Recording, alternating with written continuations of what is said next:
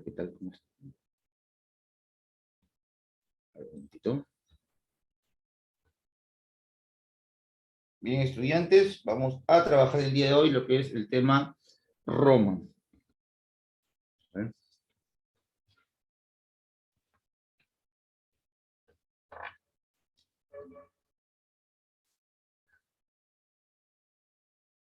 Bien, primero nos vamos a ubicar o vamos a hacer la respectiva localización de esta cultura, ¿bien?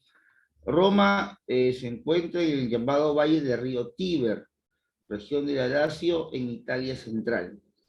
La cultura romana se divide en tres periodos. Primero tienes una monarquía, luego tienes una república y finalmente tienes un imperio.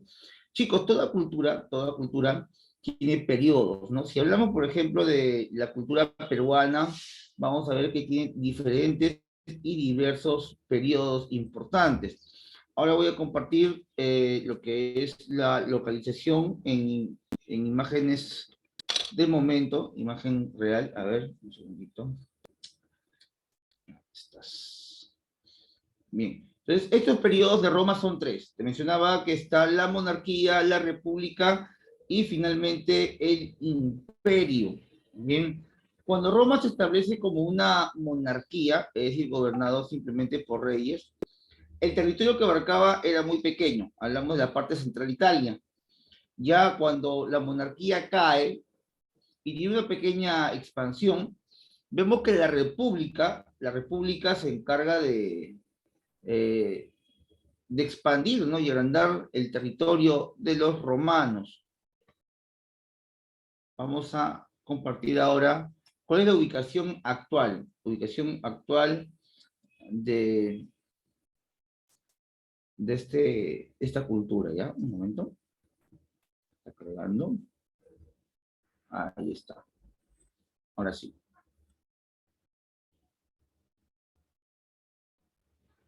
A ver, para lo que más o menos se ubican o no se ubican, vamos a ver esto en un mapa mundi. Ahí está, pues, ¿no? El planeta Tierra. Ahí está el planeta. Océano Atlántico. Esto sabemos que es África. Al norte del África vemos lo que es Europa, ¿no? Profe, ¿cuál es Europa? Bien, profe, ya no hay problema. Si no conoces, hoy día vas a conocer. Toda esta parte que estoy sombreando de rojo es el continente europeo. ¿Bien? Esto es Europa. Bien, bueno, lo que está al lado derecho vendría a ser Asia. Ahora, nos acercamos un poquito más, ¿ya? Esto es Europa, nos ubicamos dentro de lo que es el continente. Ahora nos acercamos y aquí está, ¿no? Este es el país de Italia y dentro del país de Italia vamos a ver su capital. La capital de Italia es Roma. ¿Bien? Ahora Italia tiene partes, ¿no? Tiene sectores determinados. Ahí está. Esto es Italia y esto es su capital actual, Roma. Aquí se inicia esta gran cultura. Bien, cuando Roma se inicia como un territorio independiente, tenía vecinos muy belicosos. Por ejemplo, aquí en la parte sur, en Malta, es lo que conocemos como Sicilia. Pero en el tiempo que Roma aparece, los griegos ya dominaban esta parte del mar Mediterráneo. Y lo que es Malta en la actualidad pertenecía a los griegos.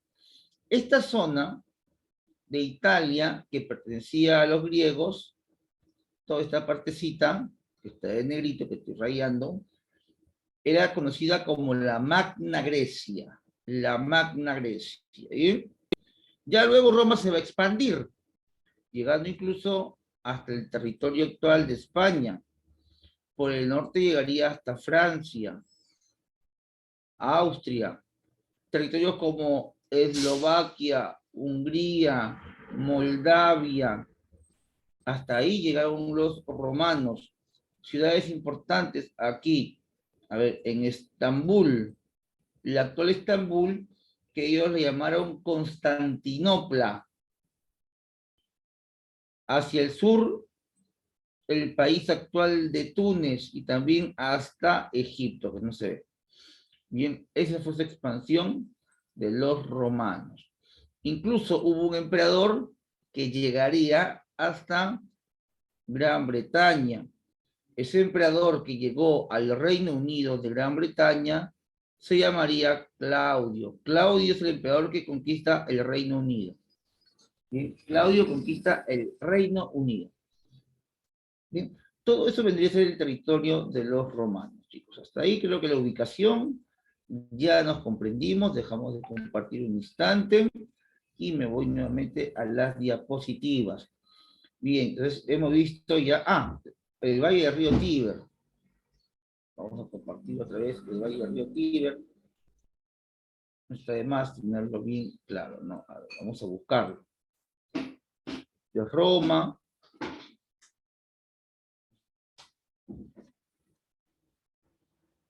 Nos acercamos.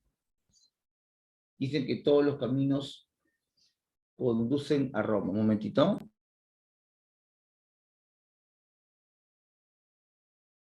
Bien, aquí está Roma. A ver.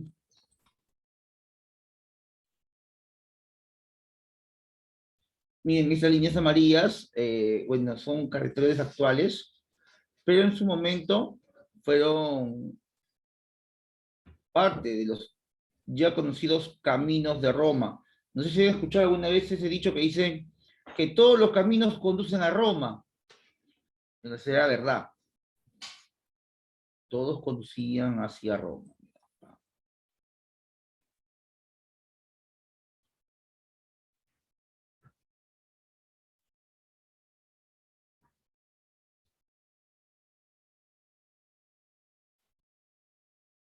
Y aquí está tu río Tíber. Aquí sí, profe, sí, creo que sí, ahí está.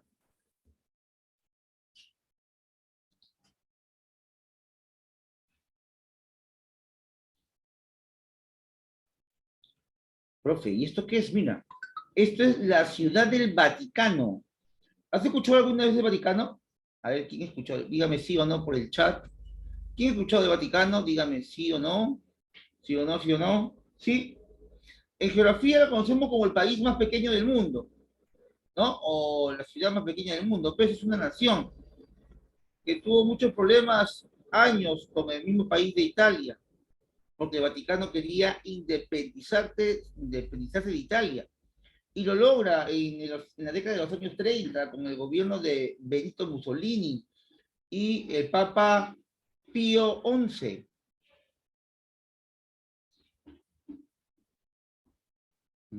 Ahí está. Es el Panteón de los Dioses. El lugar más conocido de repente en lo que es turismo es el famoso Coliseo Romano. Aquí no escuchó el Coliseo Romano. Vamos a ver una chequeadita pequeña al Coliseo Romano. Ojalá esté abierto y nos den ingreso. A ver, a ver. Ahí está. Este es el Coliseo Romano. Una foto ahí en el atardecer.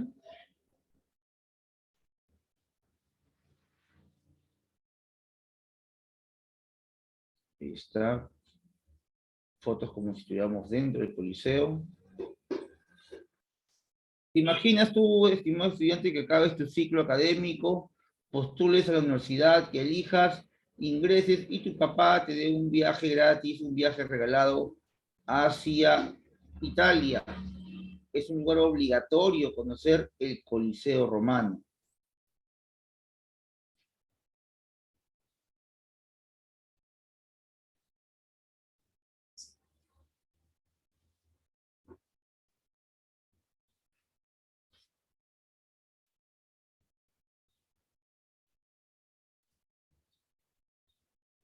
El Coliseo Romano fue mandado a construir por el señor Vespasiano, un emperador.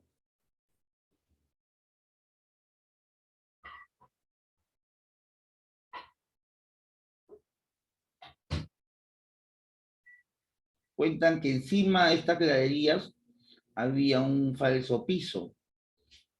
Y en ocasiones ellos ahí simulaban las batallas, aunque en algunas otras también lo llenaban de agua, dice que se llenaba de agua y simulaban batallas navales.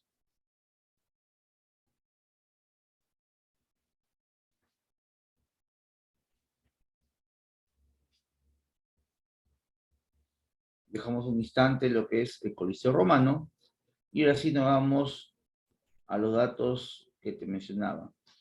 Bien, ahí tenemos las etapas de la monarquía, la república y el imperio. Listo, avancemos y veamos cómo se inicia esta historia con la llamada monarquía, año 753 al 509 antes de Cristo. Vemos aquí la dinastía latina, Rómulo, primer rey de Roma, crea el Senado. No te olvides que el Senado vendría a ser equivalente al Congreso del Perú, ¿no? En el Senado, obviamente, hay senadores, ¿no? Estos senadores son aquellos hombres encargados de difundir y crear las leyes en la ya conocida Roma. Ahora, los romanos tienen su historia a partir de Rómulo. Este hombre que aparece, dicen, amamantado por una loba llamada Luperca. Rómulo fue amamantado por Luperca, junto a su hermano Remo. Rómulo y Remo fundan la ciudad, Remo es asesinado por su propio hermano. Luego hay otra historia más que menciona la creación de Roma. La otra historia se llama el rapto de las Sabinas, donde Rómulo hace una gran fiesta, invita a los sabinos, los embriaga, los dopa y los asesina. Y se queda con sus esposas y con las hijas de los sabinos. Tenemos dos historias que mencionan el inicio de Roma. Uno es Rómulo y Remo, y el segundo es el rapto de las Sabinas. Luego de Rómulo, el famoso Numa Pompilio, quien crea la organización religiosa. Edificó el templo del dios Jano. Luego Tulio Hostilio, quien declaró la guerra a Alba Longa y se produce la expansión romana en la zona. Anco Marcio construyó el puerto de Ostia a orillas del río Tíber. Son los primeros 4 reyes de Roma, dinastía latina. Luego viene la segunda dinastía, que es la etrusca. En la etrusca son 3 reyes. Bien, por ahora comenzamos con 4. Rómulo, Numa Pompilio, Tulio Hostilio y Anco Marcio. A ver, chicos, hasta ahí hago la pregunta de rigor, si se entendió o no se entendió. ¿Sí? ¿No? Tenemos ya los primeros 4 reyes de Roma. ¿Recuerdan los nombres de los 4 primeros reyes de Roma? Vamos a activar el micro. Hay 2 dinastías, Claudia. La primera es la latina y la segunda la etrusca. Los latinos provenían del mismo centro de Italia. La etrusca eran extranjeros que venían del norte.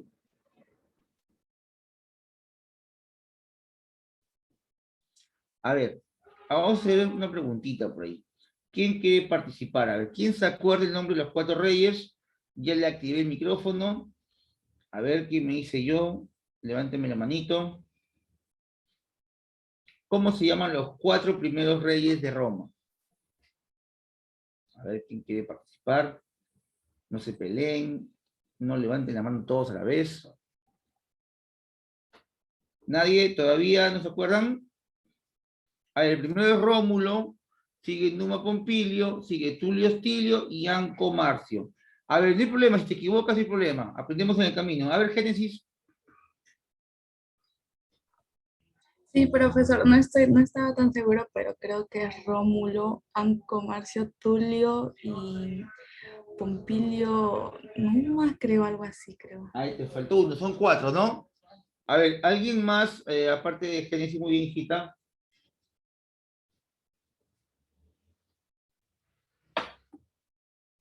A ver, Claudio, ahí están, emperador clase. A ver, Claudio. El primero fue Rómulo, luego sigue Numa Poplicio, luego sigue Tulio Hostelio, no sé si estaré bien en ese nombre, y Ya, luego sigue Ancomarcio. ya, por ahí estás al 90%, estás confundido en un par de letritas. Pero está bien, hasta el orden. A ver, ¿alguien más? Muy bien, Claudio. A ver, Kiara.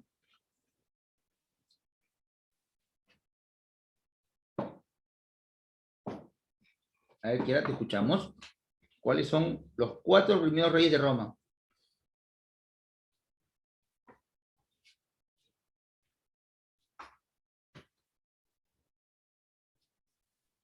A ver, tu micro está activado, Kiara. Para después. A ver, Katia Cruz. ¿Se me escucha, profesor? Sí, sí. Ya. Vendrían a ser Rómulo, Numa Pompilio, Tulio Hostilio y Anco Marcio. Muy bien, así es. A ver, Kiara, no se te escuchaba. A ver, prueba tu micro de nuevo, Kiara.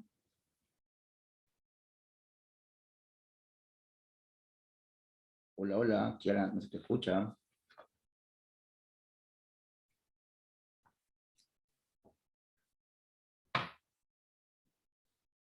A ver, Kiara, tienes que acomodar ahí tus problemas técnicos, ya. No hay problema, igual podemos participar más adelante. Bien, chicos, hasta ahí. Tenemos 4 reyes. Rómulo, Numa Pompilio, Tulio Hostilio y Anco Marcio. De los 4, el primero crea el Senado, el segundo crea la reforma religiosa, el tercero comienza la expansión y el cuarto es el comerciante. Muy bien. A ver, Diana, Rómulo, Numa Pompilio. Así es, Diana, ese es el orden. Vamos a continuar, vamos a continuar.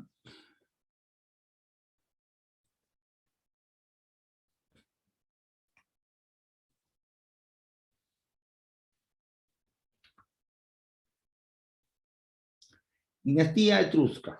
Bien. Ahí tenemos a 3. Tarquino Prisco, Servio Tulio y Tarquino el Soberbio. Bien.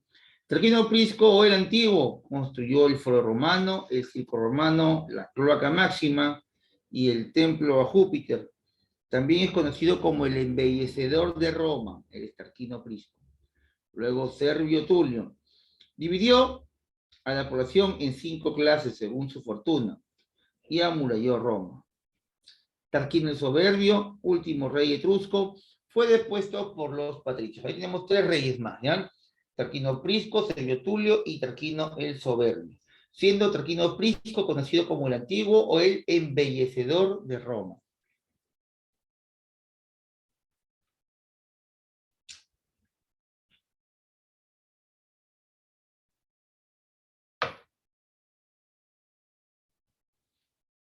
Veamos ahora la sociedad romana. ¿Bien? Sociedad romana. Los patricios eran los bien nacidos, los fundadores de Roma, los que provenían de los latinos. Descendientes de los fundadores de Roma, formaban el verdadero pueblo romano. No olvides que el pueblo romano es llamado el populus, es decir, ciudadanos con derechos, eran terratenientes. También no puedes olvidar que un terrateniente es aquel hombre que tiene tierras y que son defendidas mediante la vía armada o vía militar.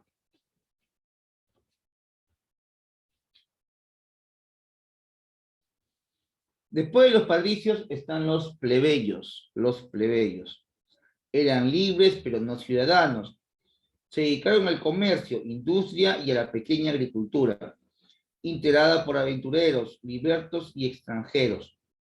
Con el correr de los años conquistaron muchos derechos. Los plebeyos, al inicio de la República Romana, no eran considerados ciudadanos, pero a lo largo de los años, con sus protestas, con sus bullas, con sus guerras internas, van a lograr ganar sus derechos. Patricios y plebeyos siempre van a estar enfrentados. Los patricios con todo el poder de la aristocracia y los plebeyos como una clase social emergente. Bien.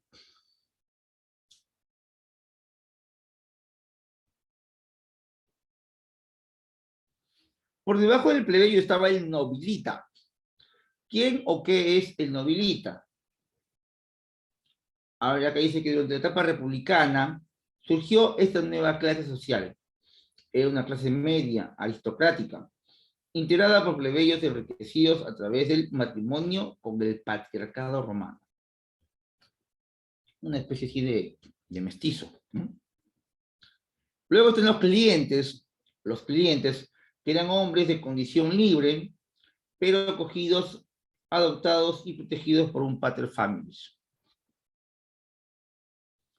Finalmente, los esclavos, quienes eran considerados objetos u cosas, ellos tenían derechos, eran maltratados, cualquiera podía asesinar a un esclavo, no había ningún tipo de beneficio hacia estos individuos.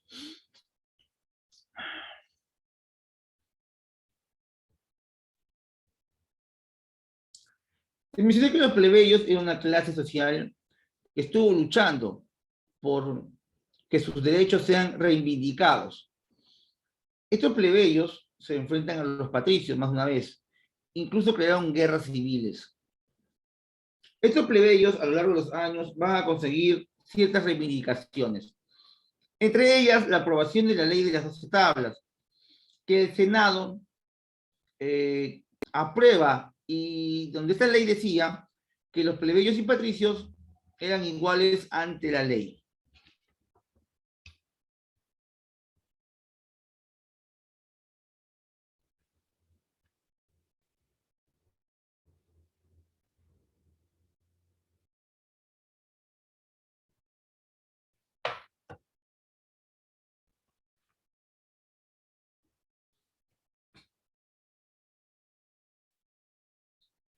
Luego tienen la ley Canuleia, que menciona que está permitido el matrimonio entre plebeyos y patricios. Ley Canuleia. Permitía el matrimonio entre patricios y plebeyos. Luego está la ley Licinia, quien estableció que uno de los cónsules debe ser de origen plebeyo. Debe ser de origen plebeyo. Luego tenemos la ley Ogulnia, que permite el acceso de los plebeyos a los colegios sacerdotales. Y la ley Hortensia, que establece que las decisiones de la plebe sean leyes. Bien, hasta ahí. Nuevamente vamos a ver la participación de ustedes, estudiantes, con los reyes. A ver, si te olvidaste tan rápido. Te pregunté por 4 hace un instante, ahora te pregunto por los 7. Y luego te voy a preguntar por las reivindicaciones plebeyas. Si no te acuerdas, no hay problema, lo volvemos a ver en las diapositivas. Bien, teníamos 4 reyes latinos. ¿Cuáles eran? A ver, ¿quién levanta la manito? Los primeros 4 reyes latinos, ¿cómo se llamaron? A ver, Alondra, comenzamos contigo. Se llamaban Rómulo, Numa Pompilio, Tulo Hostilio y Anco Marcio. Perfecto, excelente, Alondra. Luego venían 3 más, 3 etruscos. A ver, ¿quién me dice el nombre de los 3 reyes etruscos? Son 3 nada más, a ver. Claro que sí, Gerencia, claro que sí. Ya, profesor. Sí se me escucha bien, ¿verdad? Sí, sí. Ya, en los 3 últimos sí son Tarquinio, Servio y Tarquino el Soberbio. Ya. Muy bien. Tarquino Prisco, ya. Servio Tulio y Tarquino el Soberbio. Muy bien, hasta ahí creo que hemos captado los primeros gobernantes de Roma. Son 7 reyes. A ver, ¿alguien más que quiera decirme el nombre de los 7 reyes? Ahora sí, todos juntos. Ay, chicos, no se peleen. ¿Cómo se llaman los 7 reyes de Roma?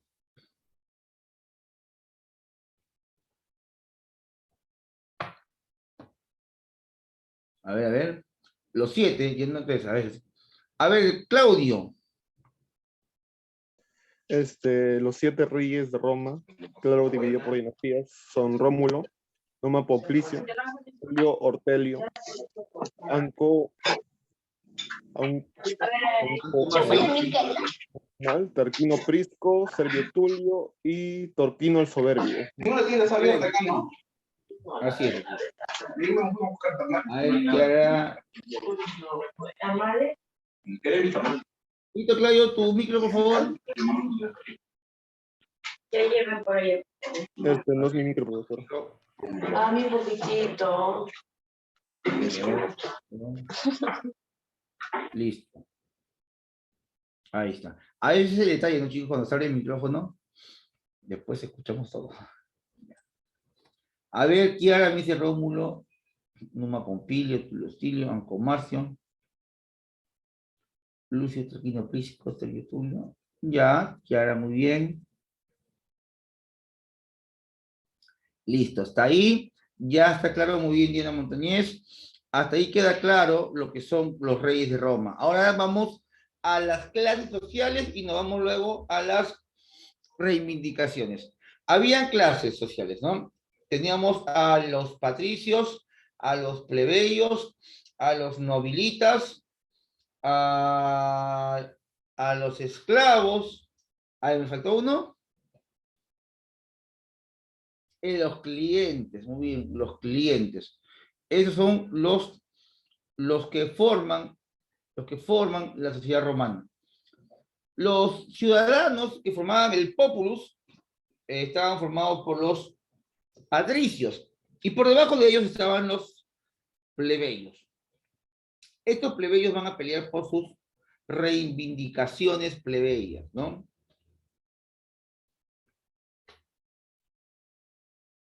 Las reivindicaciones plebeyas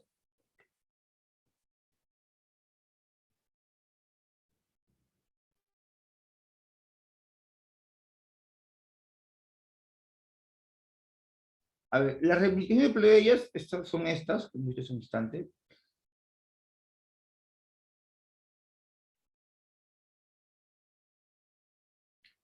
E iniciamos aquí con la ley de las 12 tablas, que te menciona la igualdad para todos los ciudadanos. Luego,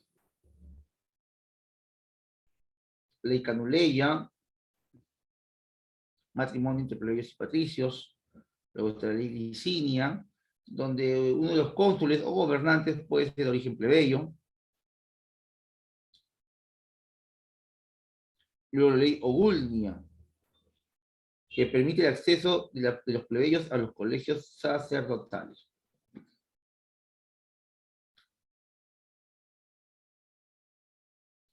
Ley Hortensia estableció que las decisiones de los plebeyos sean leyes.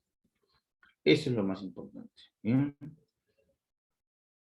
Vamos a ver ahora la historia de la República Romana, pero antes de verlo, vamos a recordar las dos leyendas que te explican el origen de Roma. Una de ellas fue la leyenda de Rómulo y Remo. Te mencioné que Rómulo y Remo eran hermanos gemelos, otros dicen que eran mellizos, en fin, la historia los hace como gemelos, y que fueron amamantados por una loba llamada Luperca, ¿no? Bueno, obviamente que hay otros personajes más, hay más personajes en esta historia, pero vamos a tener una historia, o vamos a ver una idea general, ¿ok? De lo que es Rómulo y Remo. Vamos a compartir unas pequeñas imágenes. Aquí está, por un instante, ¿ya?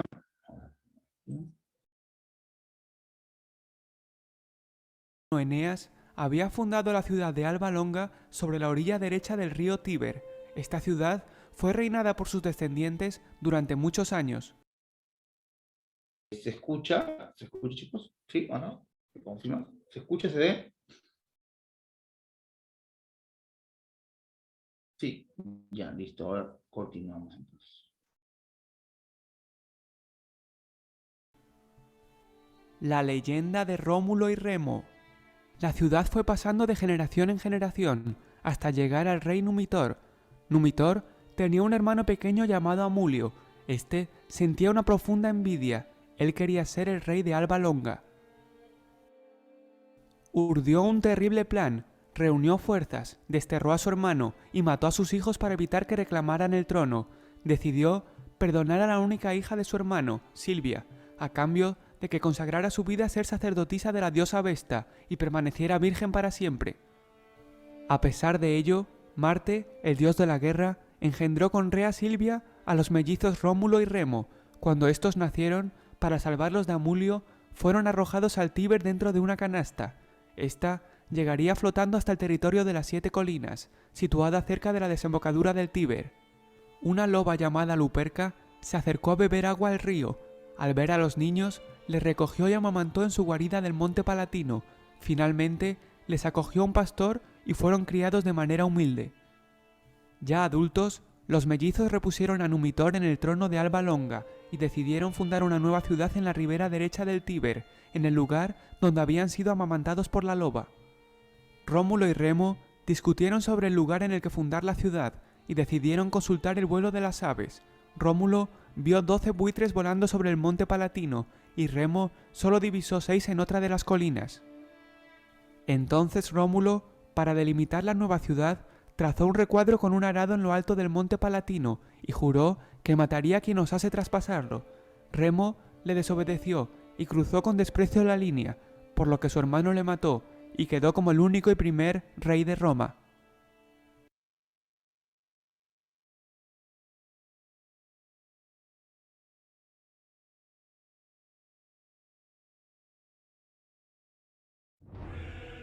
Este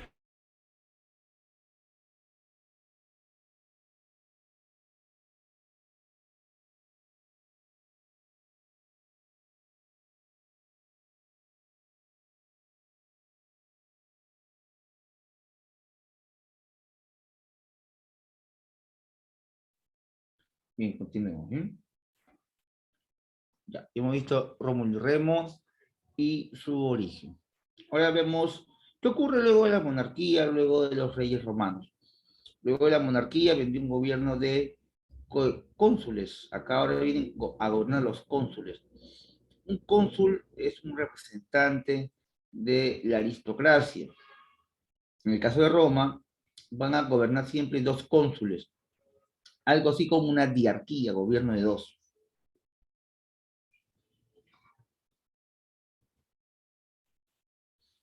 Para poder expandirse y conquistar el territorio cercano, comenzarían con la conquista de Italia.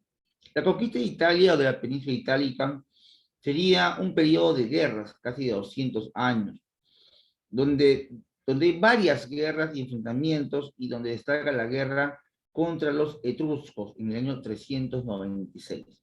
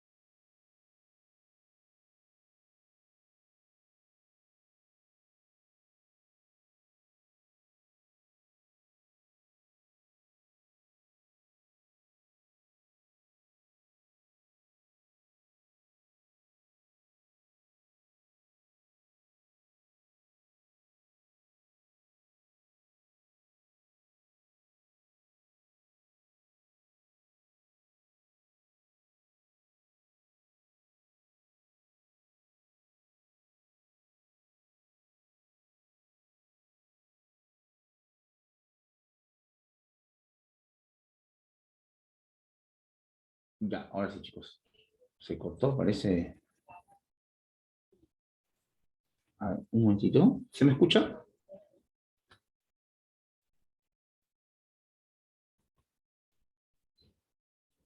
Si no, se fue por un instante en internet, ¿no? Se me fui, ¿no? Sí. Ya.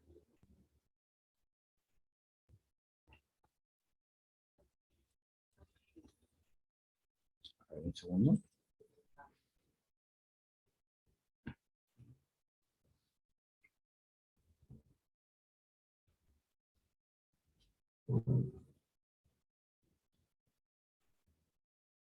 Listo, continuamos, ¿ya?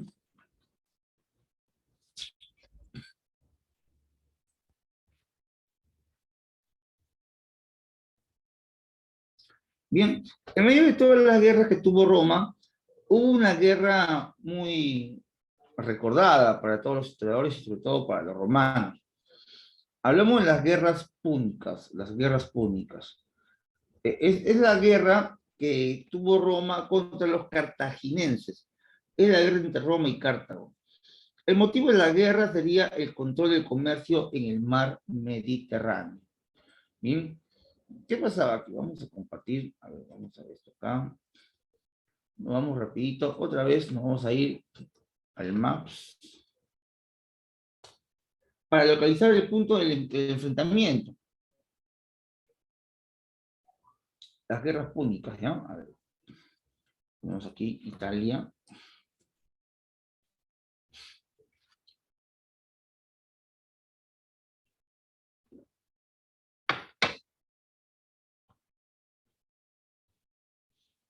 Bien.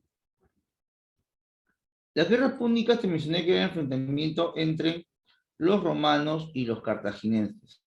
Recordemos que Cartago era una ciudad fenicia. Los cartaginenses se localizaron aquí. Ellos vivían acá, en Túnez. Todo esto pertenecía a los cartaginenses. Y ellos dominaban el mar. Tenían grandes puertos en todas las islas del Mediterráneo. El detalle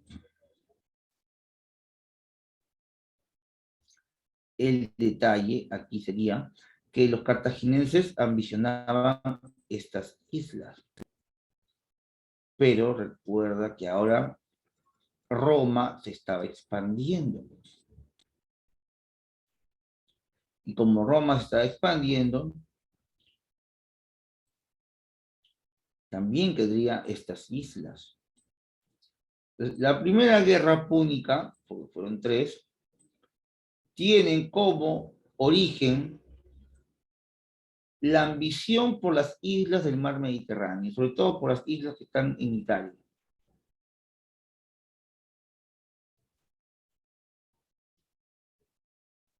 Miren, no es muy lejos. Esto es Túnez y esto es Italia.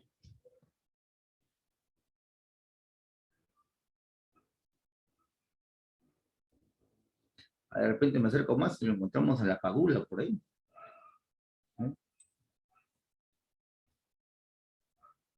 Mar Tirreno, Mar Adriático, el Mare Nostro, decían ellos.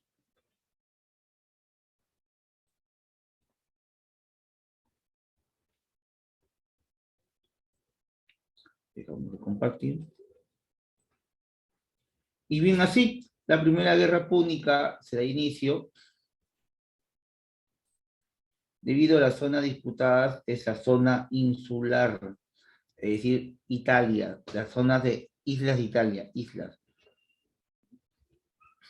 Acciones bélicas, combate de Miles, combate de las islas Égates,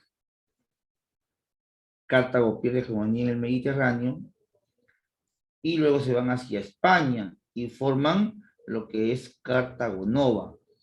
A ver, los cartaginenses en la Primera Guerra Púnica van a perder frente a los romanos. Como pierden, se quedarían únicamente con el territorio de España, que en aquel tiempo le llamaban Tierra de Conejos, no había nada bueno ahí. Y firman el Tratado del Ebro, en la cual decía que los cartaginenses no podían cruzar el río Ebro porque pasando el río Ebro había una ciudad llamada Sagunto, y en Sagunto vivían los aliados de los romanos. Por lo tanto, si ellos pasaban el río Ebro, sería una amenaza para Roma y sus aliados. ¿Bien? Así comenzó y terminó la Primera Guerra Púnica. Ambición por el mar Mediterráneo, ambición por las islas de Italia y victoria romana.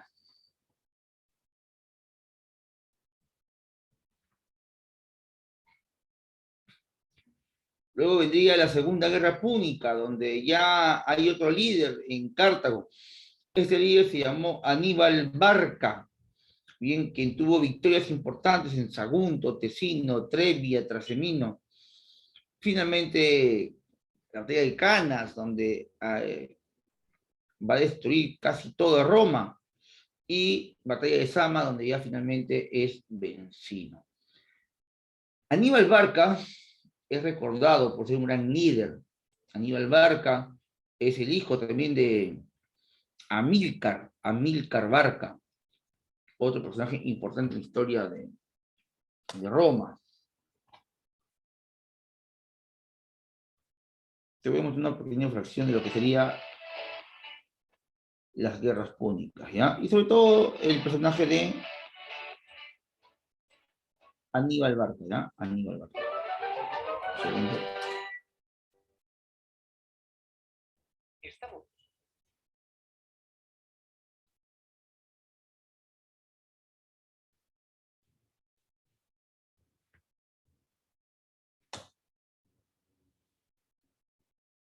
A ver, un momentito.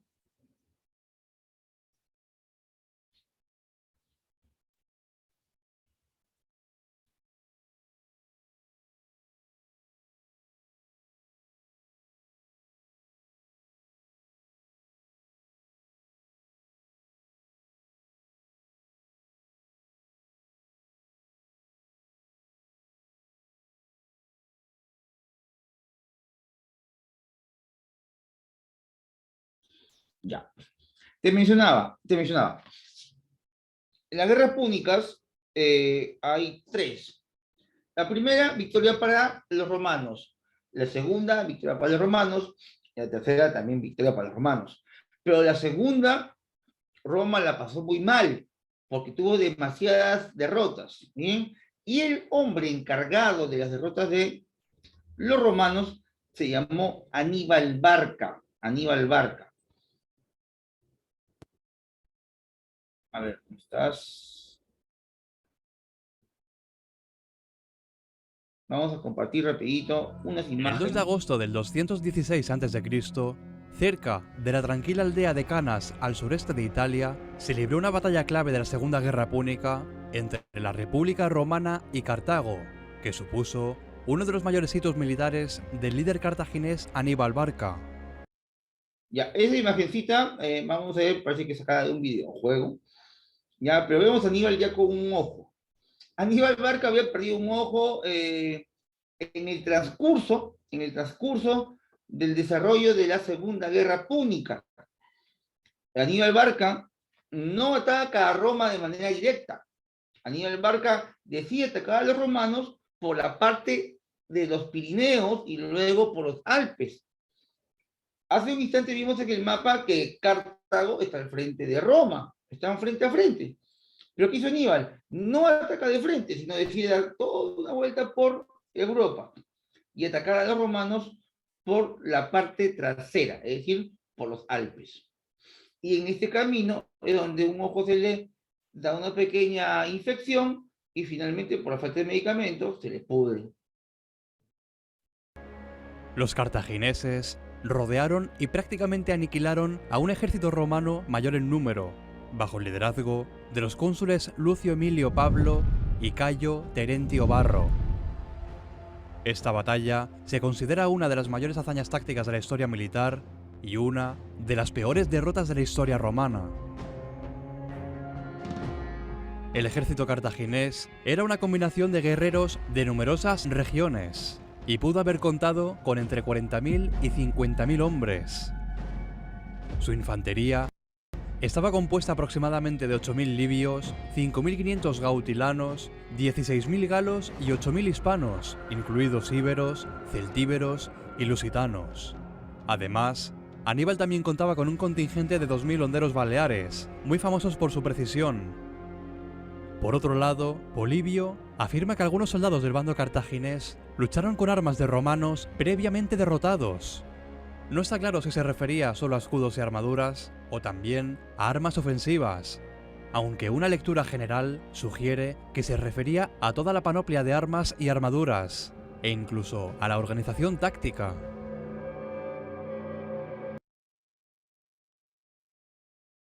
Chicos, el ejército cartaginés es un ejército mezclado, no es un ejército solamente de gente de Cartago.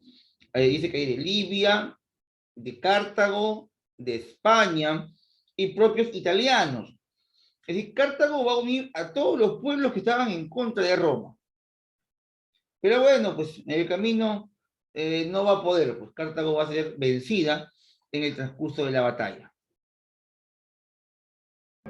El despliegue convencional de los ejércitos de la época era la colocación de la infantería en el centro, con la caballería en dos alas flanqueantes. Los romanos siguieron esta convención bastante de cerca, pero eligieron una profundidad adicional en lugar de una amplitud para la infantería, con la esperanza de atravesar rápidamente el centro de la línea de Aníbal. Varro era consciente de cómo la infantería romana había logrado penetrar en el centro de Aníbal en Trebia, por lo que su intención era recrear esto en una escala aún mayor. Pero a pesar de que superaban en número a los cartagineses, este despliegue orientado a la profundidad significaba que las líneas romanas tenían un frente de aproximadamente el mismo tamaño que sus oponentes, que eran numéricamente inferiores. El estilo típico de la guerra antigua era verter continuamente a la infantería en el centro e intentar dominar al enemigo. Aníbal entendió que los romanos lideraban sus batallas de esta manera, por lo que tomó a su ejército, superado en número, y los colocó estratégicamente alrededor del enemigo con el fin de obtener una victoria táctica. A medida que los ejércitos avanzaban unos sobre otros, Aníbal extendió gradualmente el centro de su línea. Polibio describió el débil centro cartaginés como desplegado en una media luna, curvándose hacia los romanos en el centro, con las tropas africanas en sus flancos en formación escalonada. La batalla dio comienzo con un feroz enfrentamiento de la caballería de los flancos. Polibio señala que muchos de los jinetes hispanos y celtas que se enfrentaban a los romanos desmontaron de la silla debido a la falta de espacio para luchar a caballo, y calificó la lucha de bárbara en el sentido de su total brutalidad. Cuando la caballería cartaginesa tomó la delantera, derribó a sus oponentes romanos sin piedad. En el otro flanco, los númidas se enfrentaron de tal manera que simplemente mantuvo ocupada a la caballería aliada romana. Atacada desde ambos lados, la caballería romana se rompió y los númidas los persiguieron incluso fuera del campo de batalla. Mientras la caballería cartaginesa derrotaba a los jinetes romanos, las masas de infantería de ambos bandos avanzaban una hacia la otra en el centro del campo de batalla. De repente, empezó a soplar viento del este, un viento que arrojó polvo al rostro de los romanos de modo que oscureció su visión. Pero si bien el viento no fue un factor importante, el polvo que se levantó por la marcha de ambos ejércitos sí que fue potencialmente debilitante para la vista.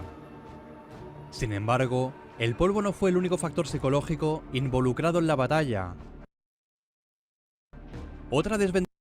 Bien, no solamente el aspecto militar o táctico va a influenciar en la victoria o en la derrota de un ejército. Vemos que hasta los factores climáticos, como un simple viento, puede también perjudicar a uno de los bandos. Vemos entonces que la Segunda Guerra Púnica, una de las más brutales que hubo, sería victoria para los romanos. Pero, así como te dije hace un instante, el señor Aníbal Barca va a viajar por todo el África. Mira, aquí está Cartago. Y lo más factible era que él avance a Roma por el mar, así. Pero no, él decide tomar el camino largo Y se viene por acá, mira, mira. Se da toda una vuelta. Y desde ahí comienza el ataque a los romanos. Y como él se había dado toda la vuelta, buscó a todos los aliados que estaban en contra de Roma y los une contra ellos. Bien. Aníbal vence acá. No voy a poner el color. En la llamada batalla de Canas, la más sangrienta. Pero luego es derrotado en Sama. Y Sama queda en África. ¿Y cómo llegó de Canas a Sama? Ah, ya, porque luego de Canas, Roma ya había perdido la guerra. Y cuando pierde la guerra, ¿qué hacen los romanos? En vez de rendirse, deciden salir desde Roma y viajan hacia España. Y en España, ¿quién se encontraba? La familia de Aníbal Barca. Deciden matar a la familia de Aníbal Barca y sus cuerpos los llevan hacia el África. Y desde ahí lo llaman para pelear. Y Aníbal Barca abandona Roma, que está por aquí, y decide ir hacia el África a pelear contra los cartagineses, contra los romanos. Y aquí hubo un señor que reta a Aníbal Barca llamado Escipión el Africano. Y Escipión el Africano vencería a nuestro amigo Aníbal Barca. Pero ahí no acaba todo, porque acabada la Segunda Guerra Púnica vendría una Tercera Guerra Púnica, que en realidad no fue una guerra, sino fue una masacre, porque Cartago, luego de la Segunda Guerra Médica, comienza a levantarse, comienza a reconstruirse. Y cuando comienza a reconstruirse, viene un senador romano y dice, delenta ex Cartago, es decir, borren Cartago del mapa. Y fue así que Escipión, Emiliano, decide eliminar a Cartago, la quema y la destruye. ¿Sí? Luego de las guerras púnicas, van a haber otros hechos importantes, ¿no? Como por ejemplo, las leyes hechas por los hermanos Graco. Aquí hay dos hermanos importantes, Tiberio y Cayo Graco. Tiberio y Cayo. El nombre de Cayo era muy común en Roma, es como decir José, ¿no? Aquí en Lima, en Perú, José se llama que el 10% de la población.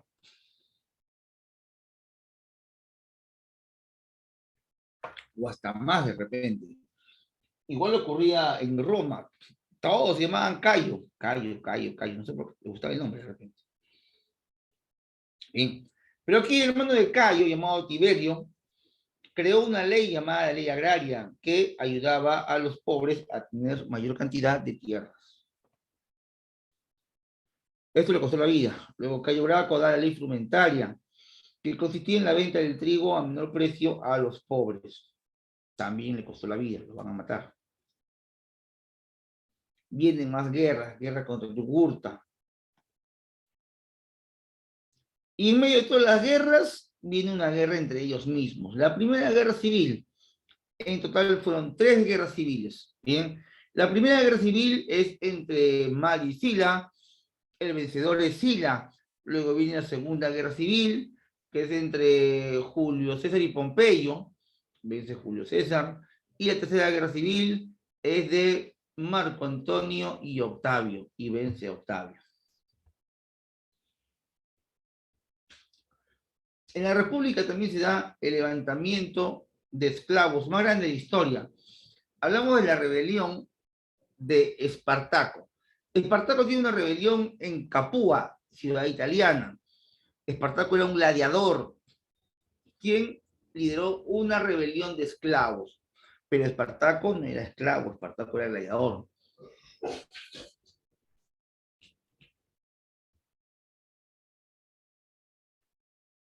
Viene una conspiración del senador Catalina, luego, no es muy relevante. Como habían tantos problemas en Roma, deciden hacer un gobierno de 3, un triunvirato. En Roma también hubieron 2 triunviratos. El primer triunvirato es de Julio César, Pompeyo y Craso. El segundo triunvirato es de Marco Antonio, Octavio y Lépino. Bien. En el primer triunvirato, Julio César, Pompeyo y Craso, vemos que se llevaban bien al inicio, pero luego van a pelear y se van a matar incluso entre ellos. Julio César es nombrado cónsul, luego entre los años 58 y 51 es procónsul en las Galias. Vence a Vercingetorix, líder de los galos en la batalla de Alesia. Luego Pompeyo conquista Judea y Egipto. Y aquí comienza la desgracia de los romanos. Julio César es enviado a Egipto a poner orden. Pero en vez de poner orden, se enamora.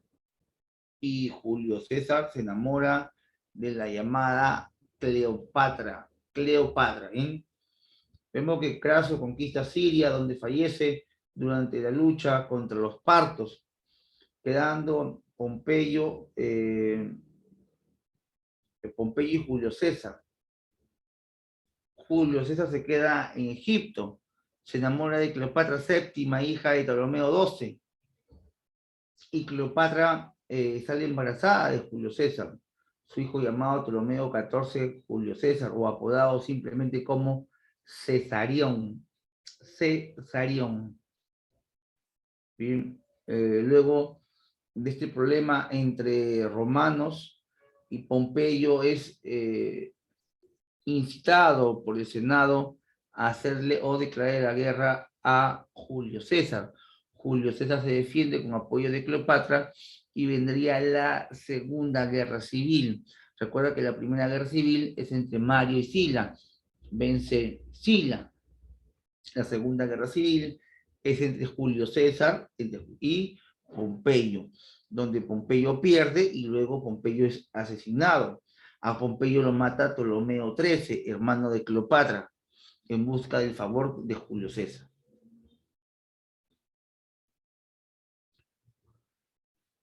Y acá dice, Julio César destruye el faraón llamado Ptolomeo XIII y nombra en su lugar a Cleopatra. Se dirige al Asia Menor, donde vence a Farnaces, Vinci, vencí. Julio César es nombrado dictador perpetuo y establece el calendario juliano. El calendario juliano es muy parecido al que tenemos nosotros. El calendario que tú y yo utilizamos se llama calendario gregoriano. El juliano es muy parecido, pero bueno, con algunas variaciones, ¿no? Asesinato de Julio César en los idus de marzo. Julio César es asesinado por sus propios alumnos por conspiración de los senadores Casio X Bruto y Marco Bruto. Ante tanta matanza y desorden, Roma decide crear el segundo triunvirato, porque el primero se extinguió. Pompeyo fue asesinado, igual que Craso. Y Julio César finalmente también fue muerto por sus estudiantes. No había quien gobierne. Entonces viene Marco Antonio Octavio Lépido. El segundo triunvirato acabó con el poder de los asesinos de Julio César en la batalla de Filipos. Lépido es nombrado sumo sacerdote ante la traición al triunvirato. Octavio gobierna Occidente y Marco Antonio en el Oriente. Luego Marco Antonio, como está en el Oriente, se va a Egipto y se enamora de Cleopatra. Marco Antonio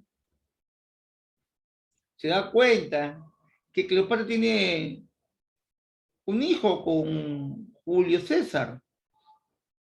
Y bueno, pues lo manda hacia Roma para que lo eduquen, por no decir para que lo maten. El Senado autoriza a Octavio a hacer la guerra contra Marco Antonio. Y comenzó la Tercera Guerra Civil. Tercera Guerra Civil. Déjame compartir un segundito esto.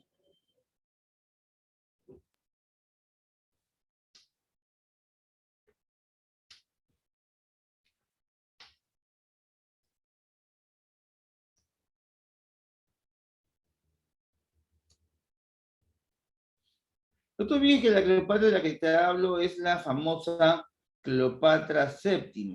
Bien, Cleopatra VII. Fueron 7 Cleopatras, todos de la dinastía ptolomeica. No te olvides que los ptolomeos llegan a Egipto con Alejandro Magno. ¿Bien? vamos a compartir un pequeño resumen de Cleopatrita para conocerla un poquito mejor, ¿ya?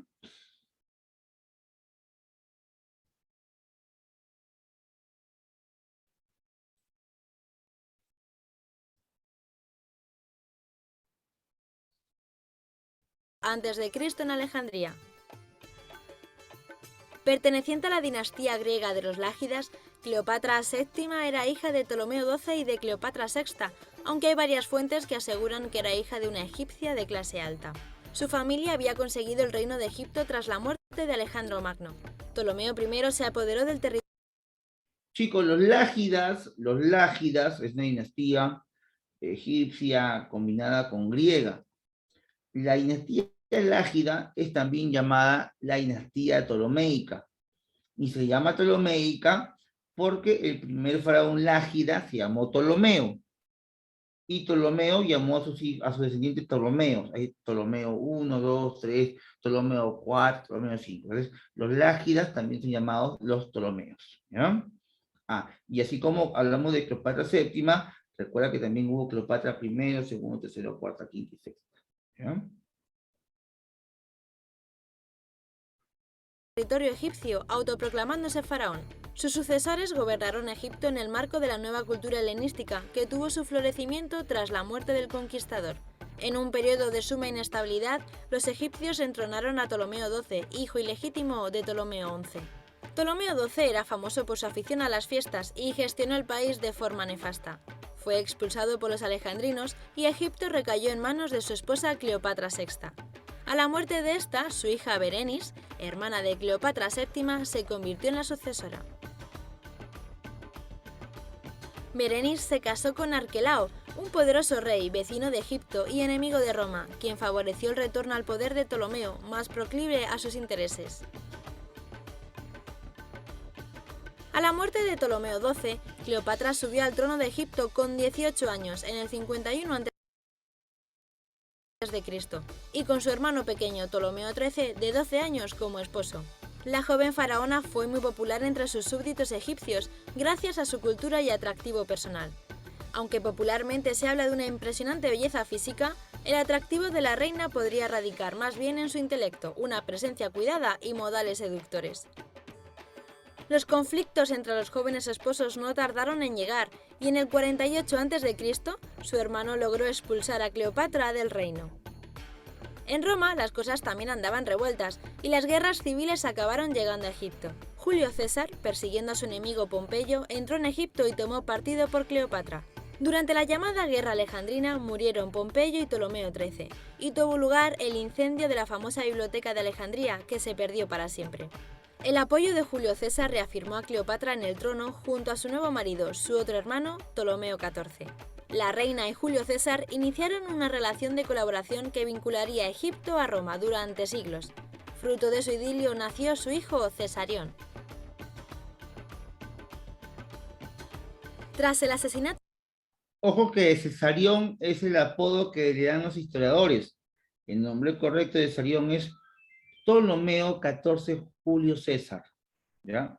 Cesarión es el apodo despectivo que le dan en la ciudad de Alejandría. ¿Sí?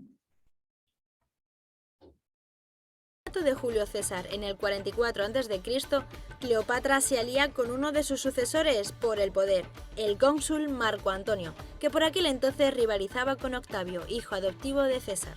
Cleopatra y Antonio impusieron su fuerza en Oriente, mientras que Octavio lidiaba con Occidente. La rivalidad entre ambos dio lugar a un nuevo conflicto bélico que trajo la victoria final de Octavio. El enfrentamiento definitivo tuvo lugar en la batalla naval de Actium, en la que la flota de Marco Antonio fue derrotada. Aunque Marco Antonio consiguió huir y refugiarse con Cleopatra en Alejandría, cuando las tropas de Octavio Augusto tomaron la ciudad, Antonio, pensando que Cleopatra había muerto, se suicidó. Cleopatra intentó seducir a Octavio Augusto para salvarse sin éxito. Octavio decidió llevarla a Roma como botín de guerra, pero antes de que esto pasase, Cleopatra se suicidó por el rito egipcio de hacerse morder por un áspid. Augusto aprovechó la circunstancia para asesinar también a su hijo Cesarión, extinguiendo así la dinastía ptolemaica. Cleopatra, antes de fallecer, pidió ser enterrada junto a Marco Antonio. La ubicación de sus restos es todavía un misterio. La figura de Cleopatra todavía despierta mucha curiosidad hoy en día. Su vida y sus amores han sido y seguirán siendo inspiración para toda clase de obras, libros, pinturas, esculturas, cómics y películas.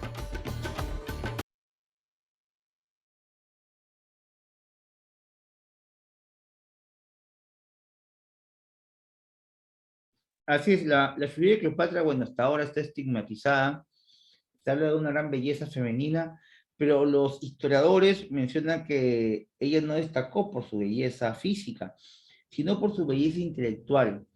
Cleopatra hablaba entre 5 a 7 idiomas, era una mujer muy refinada y educada, y sabía que los romanos, amantes de la cultura, caerían embelesados ante ver tanta inteligencia. Y fue así, Cleopatra sedujo a Julio César y luego a Marco Antonio. Cuando intentó seducir a Octavio, Octavio la rechazó, y esto hizo que ella se suicidara. ¿Bien? Una vez que llega Octavio y pone orden en Roma, se da cuenta que ya no es necesario un gobierno de 3 ni de 4. Octavio decide que el gobernante idóneo era él. Era un imperatore y decide fundar el imperio. Y no se equivocó. Augusto sería el gobernante de repente más importante de Roma. Octavio decide cambiarse de nombre y se llamaría luego Octavio Augustus Julio César, ¿no? Que significa iluminado. Augusto es iluminado, gobernante justo. Y entonces Augusto es el nombre que se pone a Octavio, es el mismo personaje. Fue el primer emperador y en su gobierno nacería Jesús. Fue la época del renacimiento de las artes, letras y ciencias, y también de la llamada Pax Romana.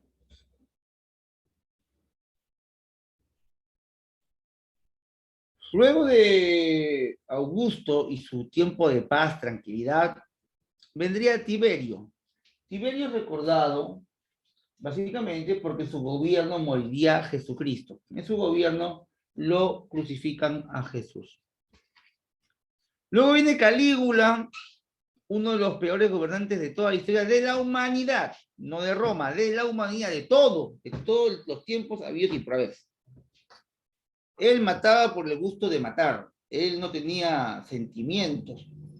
Mandó a matar a sus tíos, a sus hermanas, a su madre.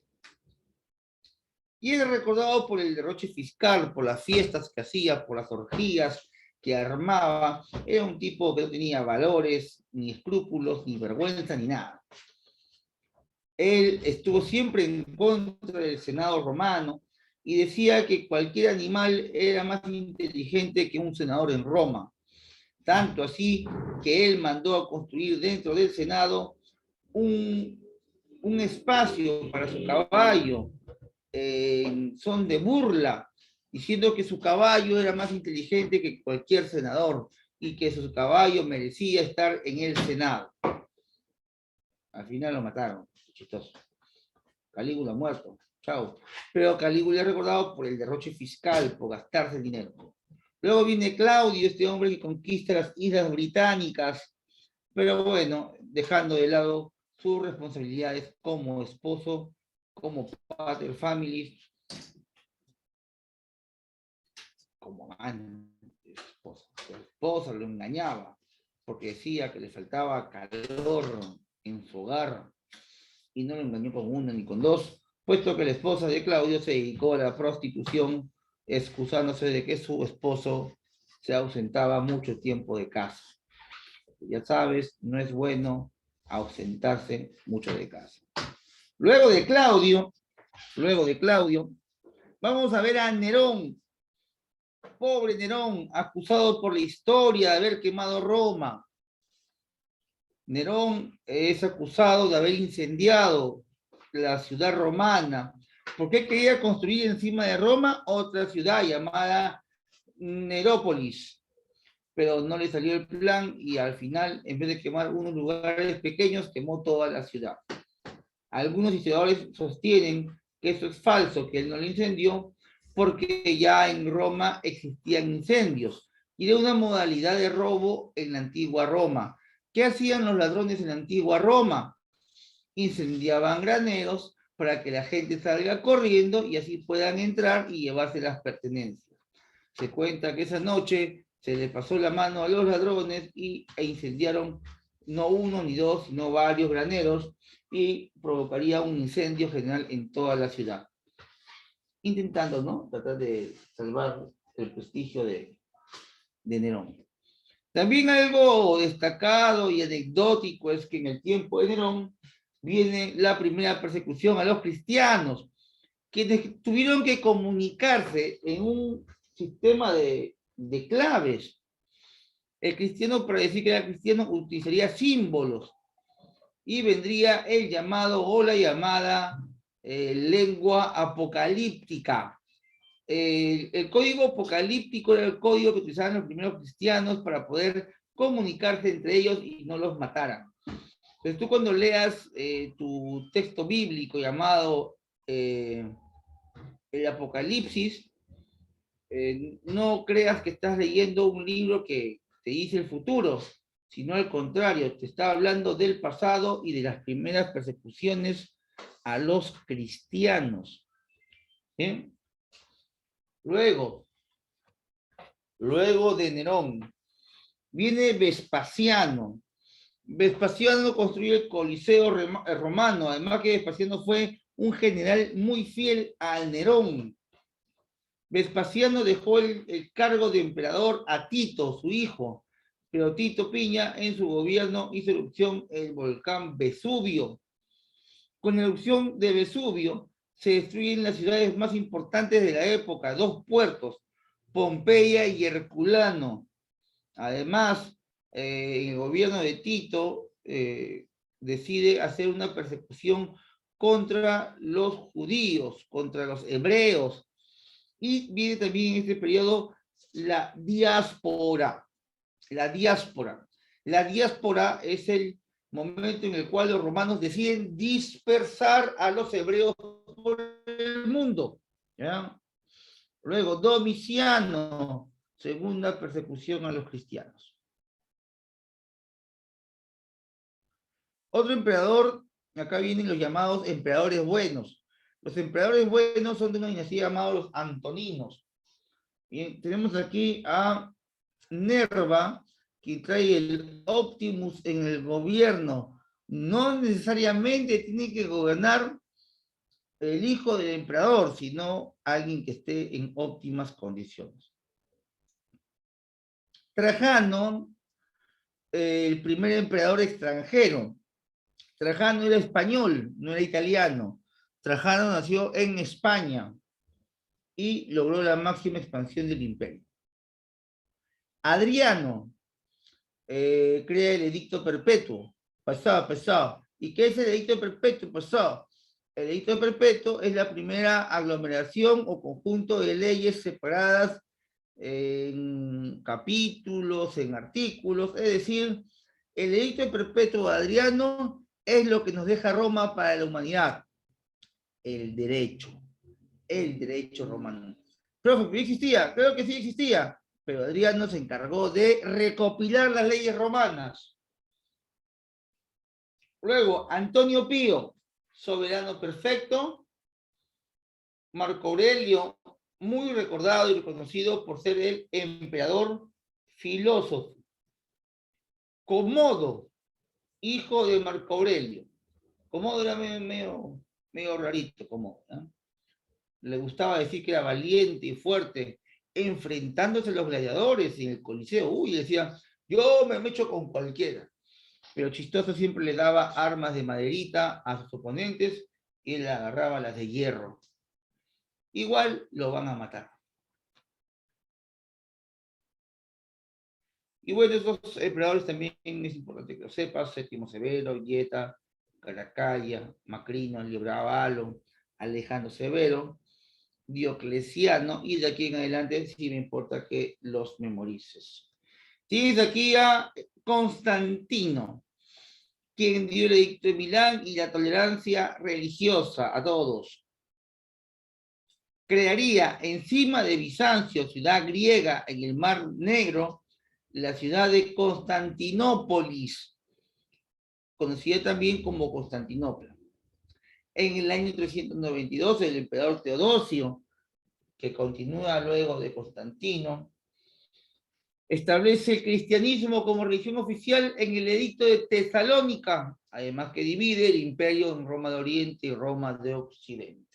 Y chicos, ahora sí, con este pequeño avance, vamos a las preguntas correspondientes. Bien, un segundo.